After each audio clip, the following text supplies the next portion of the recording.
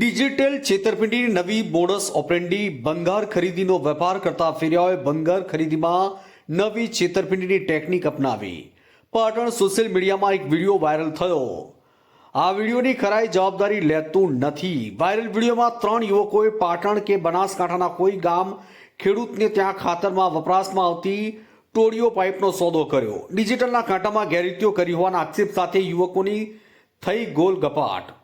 વજન કરતી વખતે કોઈ યુવકે પેન્ટના ખિસ્સામાં રિમોટ દ્વારા વજનમાં ગડબડ કરી. ડિજિટલ કાંટા પર વજન કરતા આંકડો ઓછો બતાવતો હતો. આમ ટેકનોલોજીનો ઉપયોગ વધુ એક ગેરરીતિનો બનાવ સામે આવ્યો.